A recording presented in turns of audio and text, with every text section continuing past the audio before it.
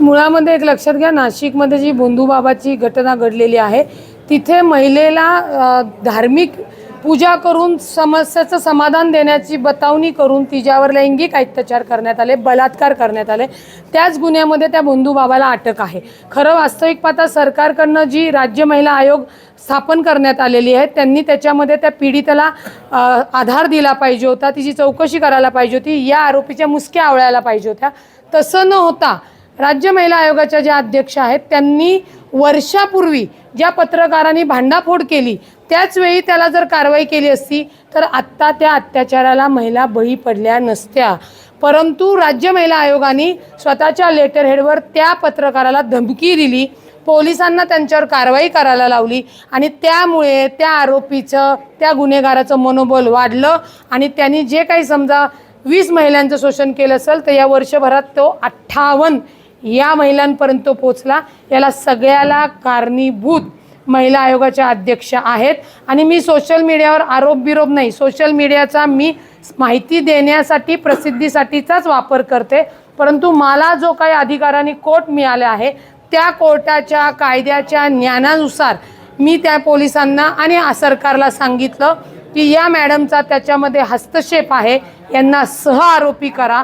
कारण का ज्या महिला आयोग महाराष्ट्राला महिलांना आधार देण्यासाठी आहे, त्यांना सक्षम बनवण्यासाठी आहे, त्यांना सुरक्षा देण्यासाठी आहे, ते न करता त्या भोंदूबाबाच्या डोक्यावर छत्री, त्याचे पाय धुणे म्हणजेच महिला आयोगाने त्याला आयतं सावज महिला अन्यायासाठी अत्याचारासाठी दिलेल्या आहेत।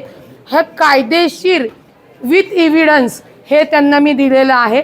त्यांनी नाही केलं तर कोर्टामध्ये जाऊन त्या याचिका दाखल करण्यात येईल, पोलिसांवर सुद्धा ताशोरे ओढण्यात येतील। कारण का मॅडमनी परवा संध्याकाळी शिर्डी पोलीस स्टेशनला फोन केला, जो व्हिडिओ व्हायरल होतोय त्या व्हिडिओमधल्या महिलेला पोलिसांनी बोलवलं होतं। त्या महिलेने सांगितलं की तुम्हाला थोड्याच वेळात फोन येईल आणि थोड्याच वेळात खुद्द दस्तूर महिला आयोगांचा फोन आला, तिची चौकशी करायची नाही, तिचा व्हिडिओ ज्याने व्हायरल केला त्याला अनाथ मारात चोपा आणि ह्या प्रकरणाचा तपास करायचा नाही असं कायद्यामध्ये कुठल्याही संविधानिक पदावर असलेल्या किंवा पंतप्रधान असलेल्या मुख्यमंत्री असलेल्या लोकांना कायद्याची पायमिल्ली करण्याचा अधिकार नाही। म्हणून हे प्रकरण मी जनतेसमोर सोशल मीडियाच्या माध्यमातून आणलं आणि आयोगाच्या अध्यक्षांना सह आरोपी करावं आणि महाराष्ट्रातल्या माता भगिनींना की हो तुम्ही सुरक्षित आहात, सक्षम होणार आहात, अजिबात घाबरू नका, हा मेसेज सरकारने देणं गरजेचं आहे। त्याच्यासाठी हे मी मांडलेलं आहे। रोजच्या उठण्या बसणाऱ्या मॅडम, आमच्या छान मोहिनी वश करणाऱ्या, अनेक भोंदूबाबांना भेटणाऱ्या अचानकपणे 2 दिवस झाले या प्रकरणात समोरच येत नाही आहेत, म्हणजे त्या फरारच आहेत। मग त्या सगळे पुरावे नष्ट केल्यानंतर त्या मीडियासमोर येणार आहेत का? त्यांना पदमुक्त केलं पाहिजे, त्यांना त्या पोलिसांसमोर आल्या पाहिजे, त्या मीडियासमोर बोलायला आल्या पाहिजेत। रुपाली चाकणकर कोण व्यक्ती आहे म्हणून नाही, संविधानिक पदावर बसलेल्या रुपाली चाकणकर आहेत म्हणून तेवढं महत्त्व आहे। नाही, ते मुख्यमंत्र्यांना भेटणार तर पहिले जाऊन भेटलं पाहिजे ना, मुख्यमंत्र्यांनी पहिलं त्यांना बडतर्फ केलं पाहिजे। नाहीतर महाराष्ट्रातल्या महिलांना वाटेल की बाबा मुख्यमंत्र्यांनीच त्यांना लायसन दिले की आयोगावर बसा आणि महिलांचे बलात्कार करा, त्यांना ते मूत्र पाजा, बेशुद्ध करा। कारण का या भोंदूबाबाचे कनेक्शन्स अजून रोज उद्या तुम्हाला कळतील। 58 मधला यांचाच व्हिडिओ आहे का नाही मला कधी कधी शंका वाटते। जर तसं त्यांच्यावर अन्याय झाला असेल तर एक वकील म्हणून सुद्धा आम्ही त्यांना मदत करू, परंतु तो समोरून बोललं पाहिजे त्यांनी। आणि त्यांच्यामुळं महाराष्ट्रातील जर माता भगिनी भयभीत होणार असतील तर त्यांना तातडीने त्या पदावरनं मुक्त करणे, त्यांना या गुन्ह्यात घेणे, त्यांची चौकशी करणे। कारण का पदावर असेपर्यंत चौकशी होऊ शकत नाही। 2 दिवसांनी मी नावं समोर देणार आहे, फक्त खरी परिस्थिती समोर आणणार आहे। मी राजकारणामध्ये काम करण्यासाठी आलेली आहे, नाही का मला कुठला नेता पद देईल मग माझ्याच पक्षातल्या माणसांनी बलात्कार केला आहे मी त्याचं सात्वन करेल, नाही। जो चुकला, ज्यांनी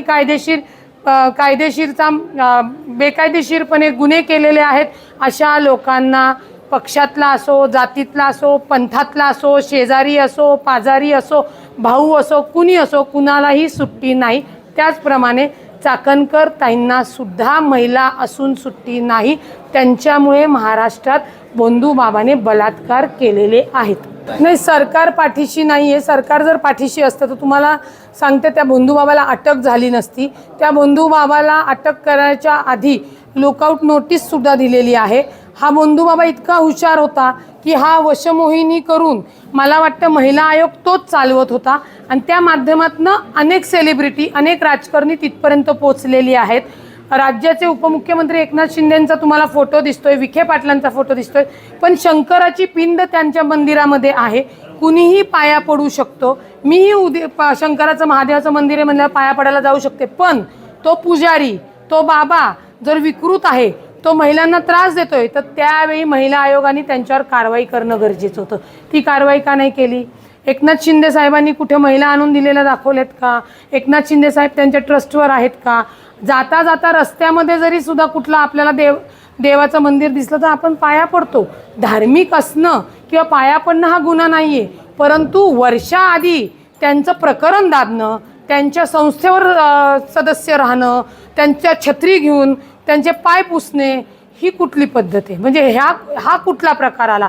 याचाच अर्थ हे रॅकेट आहे.